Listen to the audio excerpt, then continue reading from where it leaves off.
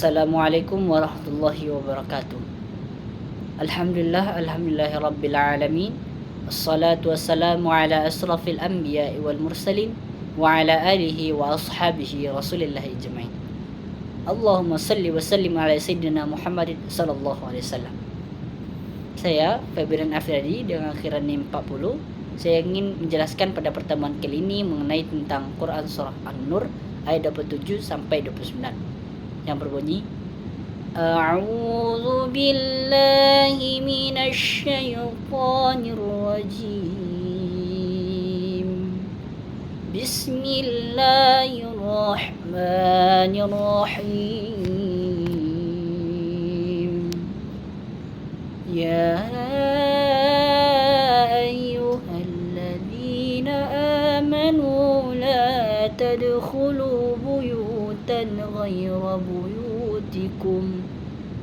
غير بيوتكم حتى تستأنسوا وتسلموا على أهلها ذلكم خير لكم لعلكم تذكرون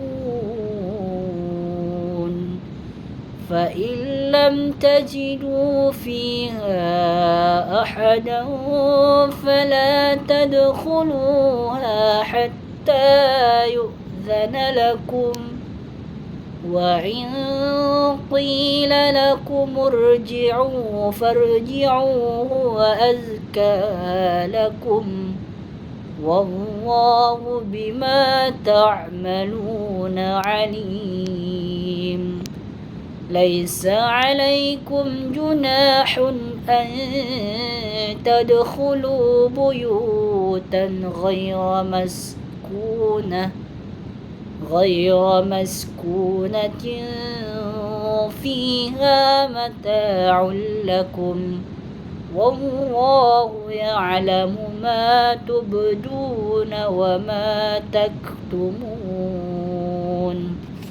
Sadaqallahul azim.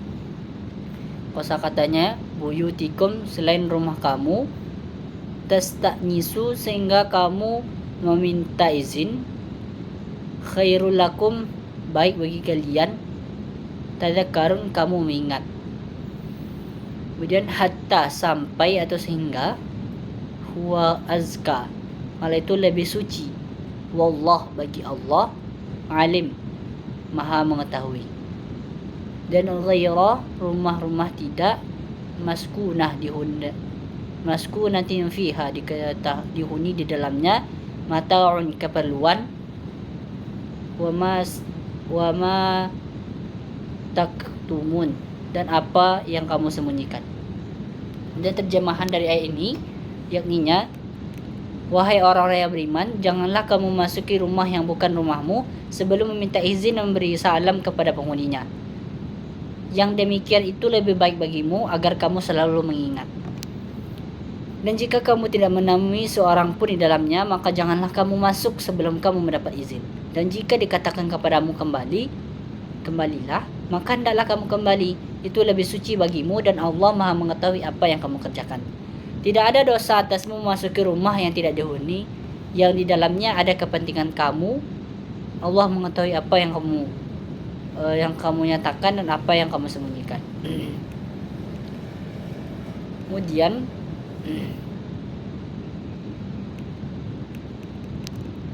asbabun nuzul dari ayat 27 sampai 29 ini yakninya, menurut para ulama tafsir, ayat ini diturunkan berkenaan dengan kebiasaan sebagian masyarakat Arab pada masa jahiliyah yang sering masuk ke rumah orang lain tanpa minta izin dan tanpa mengucapkan salam terlebih dahulu.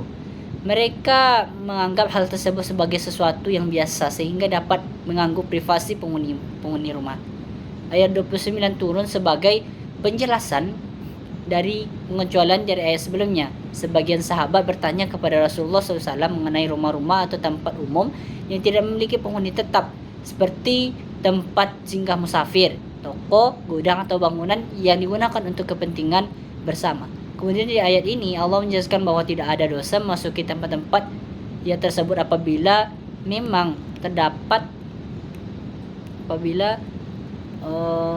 memang terdapat keperluan yang dibenarkan, karena tempat itu bukan rumah pribadi yang harus dijaga privasinya seperti rumah tinggal. Kemudian penafsiran Quran menurut tafsir Ibnu Katsir, menurut Ibnu Katsir ayat 27-29 ialah seseorang tidak diperbolehkan memasuki rumah orang lain sebelum minta izin dan mengucapkan salam. Apabila diperbolehkan izin untuk diminta untuk kembali, maka tamu harus menerimanya dengan lapang dada karena hal tersebut lebih suci dan lebih baik di sisi Allah Subhanahu wa taala. Pada ayat 29, Ibnu Katsir menjelaskan bahwa diperbolehkan memasuki bangunan atau tempat yang tidak dihuni secara tetap dan digunakan untuk kepentingan umum seperti tempat singgah atau tempat usaha selama keperluan. Menurut tafsir Ibnu Quraisy Shihab, menurutnya adalah dalam tafsir Al-Mizdah menunjukkan betapa Islam sangat menghargai hak-hak privasi setiap individu. Meminta izin sebelum masuk rumah merupakan bertujuan untuk penghormatan terhadap pemilik rumah dan keluarganya. Islam menghendaki agar hubungan sosial dibangun atas dasar etika, kesopanan dan saling menghormati. Adapun tempat umum yang digunakan bersama diperbolehkan untuk dimasuki selama sesuai dengan tujuannya. Kemudian nilai-nilai pendidikan yang terkandung di dalam surah An-Nur ayat 27-29 ini yakni yang pertama, pendidikan adab dan sopan santun. Ayat ini mengajarkan pentingnya bersikap sopan ketika berinteraksi dengan orang lain, terutama saat bertamu. Seseorang harus menghormati aturan dalam etika dan berlaku agar terciptanya hubungan sosial yang harmonis. Kemudian pendidikan yang menghormati privasi orang lain. Islam mengajarkan bahwa setiap orang memiliki hak atas privasi dan kehidupan pribadinya. Oleh karena itu, seseorang tidak boleh memasuki rumah atau wilayah pribadi orang lain tanpa izin. Kemudian ketiga, pendidikan disiplin dan ketatan terhadap aturan. Ini menanamkan nilai sikap disiplin dan mematuhi tata cara yang telah ditentukan dalam kehidupan masyarakat. Yang keempat, pendidikan menghargai hak orang lain. Setiap individu memiliki hak untuk menerima atau menolak tamu. Nilai ini mengajarkan peserta didik untuk menghargai keputusan dan hak yang dimiliki orang lain tanpa memaksakan kehendak.